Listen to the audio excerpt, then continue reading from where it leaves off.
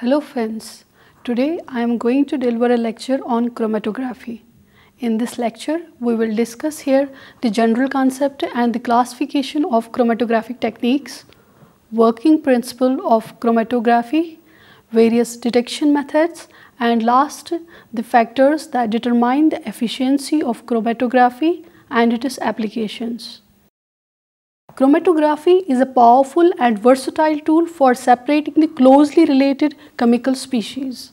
In addition, it can be employed for qualitative identification and quantitative determination of separated species. Chromatography owes its enormous growth in part to its speed, simplicity, relatively low cost, and wide applicability as a tool for separations.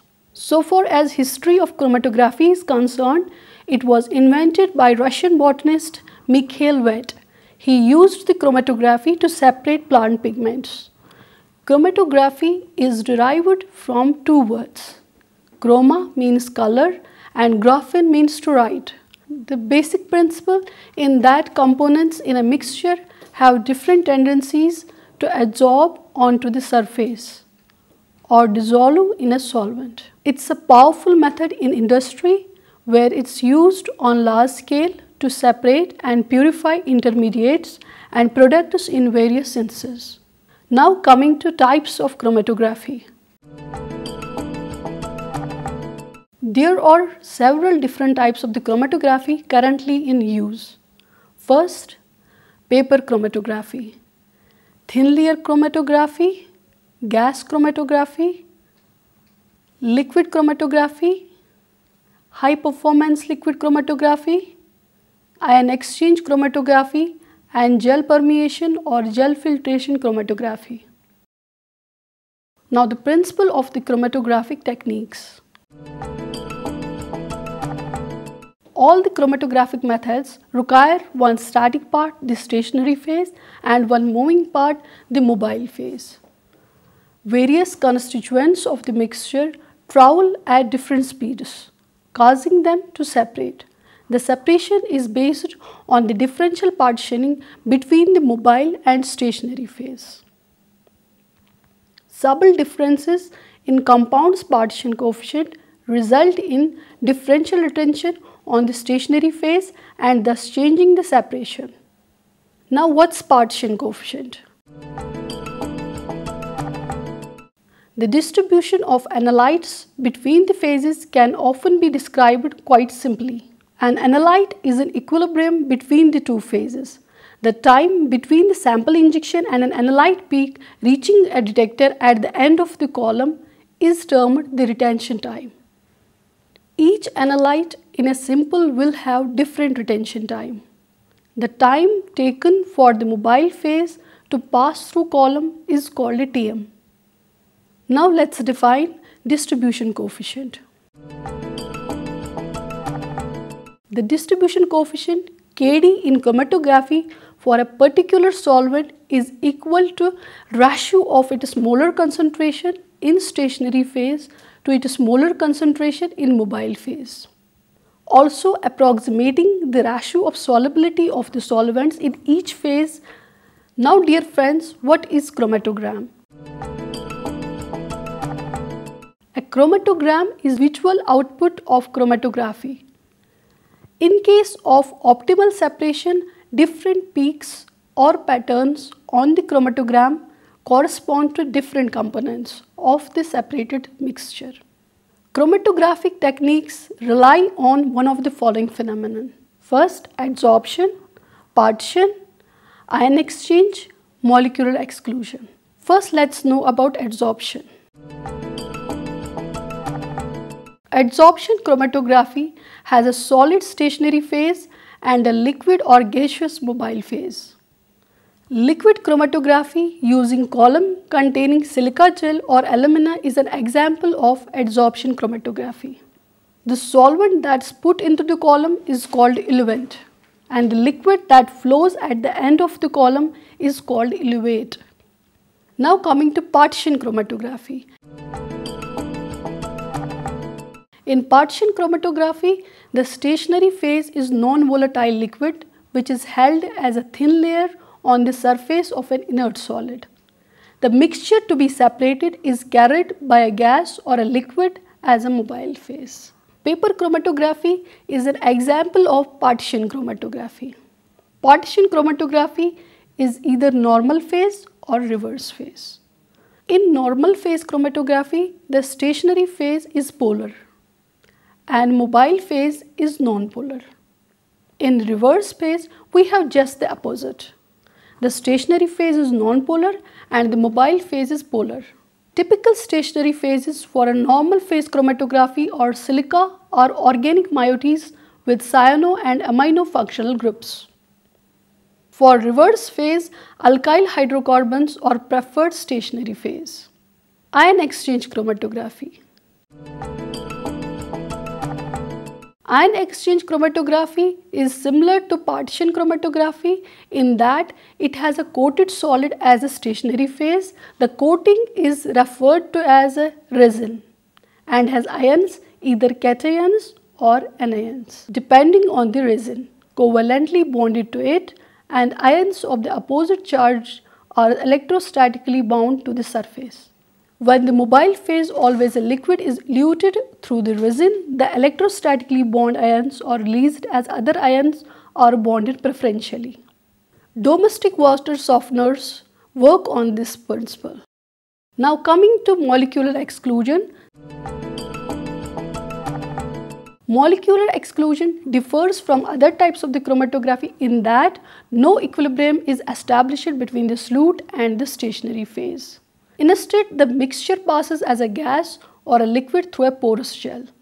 Thus, separation is according to particle size. Dear friends, we will be now discussing the classification of chromatographic techniques. First, coming to paper chromatography. This is probably the first and the simplest type of chromatography.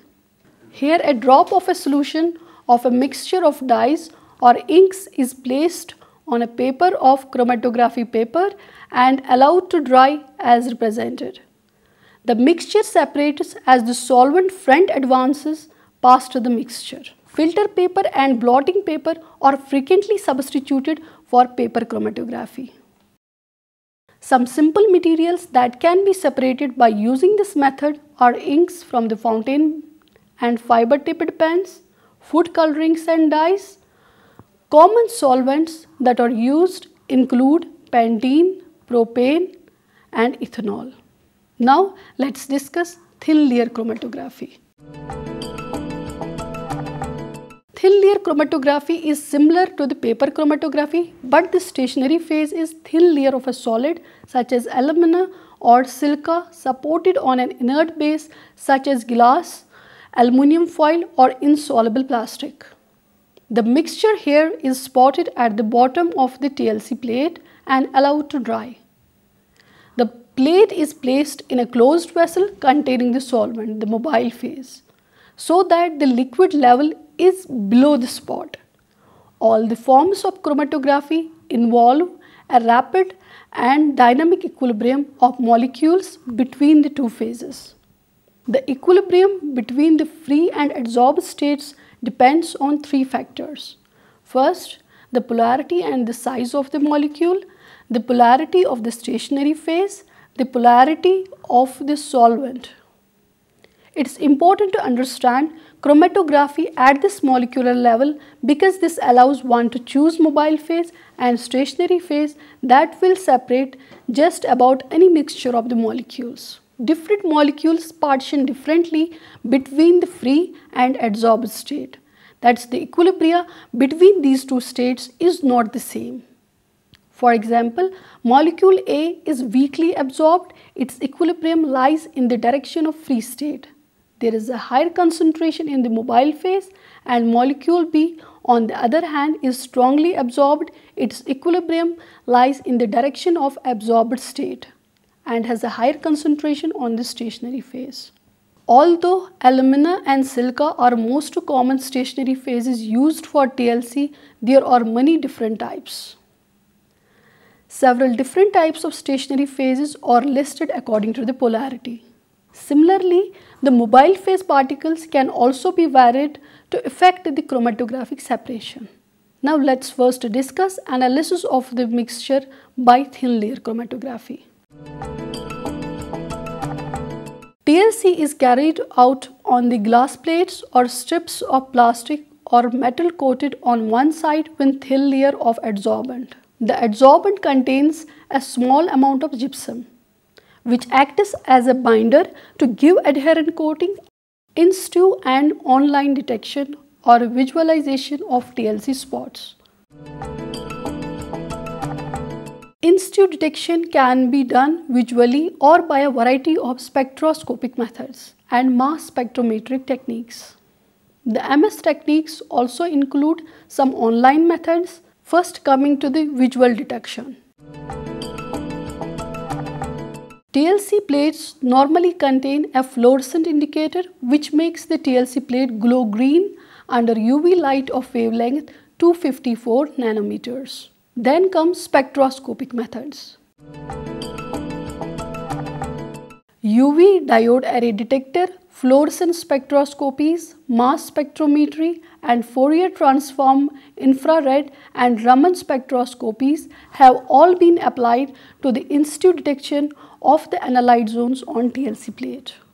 Now coming to the one more term, that's RF value. In addition to the qualitative results, TLC can also provide chromatographic measurement known as an RF value.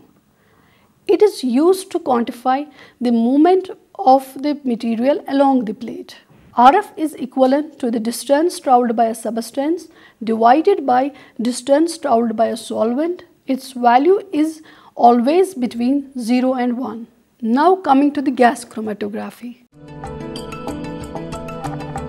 This technique uses a gas as a mobile phase and a stationary phase can either be a solid or a non-volatile liquid, in which case small particles such as diatomaceous earth are coated with liquid so that large surface area exists for a solute to equilibrate with. If the solid stationary phase is used, the technique is described as gas-solid adsorption chromatography.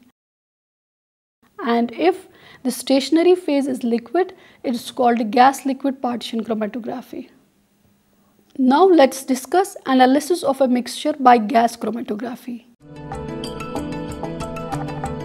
For the separation or identification, the sample must either be a gas or have an appreciable vapor pressure at the temperature of column. It does not have to be room temperature. The sample is injected through a self-sealing disc, a rubber septum, into a small heated chamber where it is vaporized if necessary. The temperature of the oven is kept constant for a straightforward separation. But if there are a large number of solutes or they have a similar affinities for the stationary phase related to the mobile phase, then it's common for a temperature of a column to be increased gradually over a required range. Now the detectors used in the GCMRs. After the components have been separated by the chromatograph columns, they are then passed over to the detector. Several types of the detectors are available for gas chromatographs, including flame ionization detectors used for the ppm level hydrocarbons, flame photometric detectors for ppb to ppm level sulfur detection, thermal conductivity detectors, the most common detectors used for most hydrocarbon gas measurements. Now let's discuss liquid chromatography. Liquid chromatography is similar to the gas chromatography but uses a liquid instead of the gaseous mobile phase. The stationary phase is usually an inert solid such as silica gel, alumina or cellulose, supported in a glass column. A wide range of solvents are used in this technique, including hydrocarbons, aromatic compounds, alcohols, ketones, halogen compounds and esters. A mixture of solvents can also be used. The optimum solid is chosen by running the experiment on a small scale using TLC plates. Now let's discuss high performance liquid chromatographic. In case the efficiency of the separation increases if the particles in the stationary phase are made smaller. Consequently, a high pressure has to be applied to the solvent to force it through the column. The stationary phase particles are packed into the HPLC column and are held in place by glass fibers coated with inert alkyl silane molecules. The separation in HPLC is normally so efficient that long column is not necessary. The flow rates of the HPLC columns are slow, often in the range 0.5 to 5 cubic per minute. The volume of the columns are very small. This means injection of the sample must be very precise and it must be quick without disturbing the solvent flow. Detectors used in HPLC. Refractive index detector, evaporative light scattering detector, conductivity detector, conventional UV visible absorption detector, multi-wavelength UV visible absorption detector, fluorescence detector, electrochemical detector and ICP detector. Now let's discuss ion exchange chromatography. Ion exchange chromatography is used to remove ions of one type from a mixture and replace them by the ions of another type. The column is packed with porous beads of resin that will exchange either cations or anions. There is one type of ion on the surface of the resin and these are released when other ions are bound in their place. For example, a basic anion exchange resin might remove nitrate ions from the solution and replace them with hydroxide ions. And in last we will discuss gel filtration or gel permeation chromatography. The separation of large molecules, often in biochemical situations, can be achieved in a column which works on the basis of molecular exclusion. The mixture of solutes is carried through the column by a solvent. The stationary phase, preferably gel, typically consists of particles of cross-linked polyamide which contain spores. Separation occurs according to the molecular size, the larger molecules passing through the column fastest. Now let's discuss the factors that determine the efficiency of chromatography. First, let's discuss separation efficiency. The plate theory supposes that chromatographic column contains large number of separate layers called as theoretical plates. Separate equilibrations of the sample between stationary and mobile phase occur in these plates. The analyte moves down the column by transfer of equilibrated mobile phase from one plate to next. Now, in qualitative analysis, by comparison with the known components, retention time distance is used for identification of components of mixture. Relative retention. Relative retention is equivalent to test retention time by reference retention time. Now let's discuss the mass distribution. The mass distribution coefficient is of central importance for the description of chromatographic migration. Nevertheless, it determines extent of peak dispersion as well. Ki is named retention factor, capacity factor or capacity ratio. Now coming to the last portion, that's the application of chromatography. Chromatography is widely used for recognizing the presence or absence of components in the mixtures that contain limited number of species whose identities are known. However, it is important to note that while a chromatogram may not lead to the positive identification of species in a sample, it often provides sure evidence of the absence of species. Chromatography owes its enormous growth in part to its speed, simplicity, relatively low cost, wide applicability as a tool for separation. Quantitative chromatography is based on the comparison of either the height or the area of an analyte peak with that of one or more standards. Chromatography is used to separate compounds in a reaction mixture both in laboratory and on the industrial scale. Chromatographic techniques have become very important in the industry for purification and separation of intermediates in multi-stage synthesis.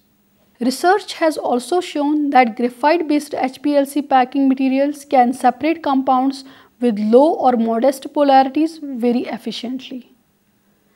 Some classes of compounds that have been separated by such columns include aromatic hydrocarbons, alkyl naphthalenes, methyl phenols, polychlorinated biphenyls, steroids, and some amino acids.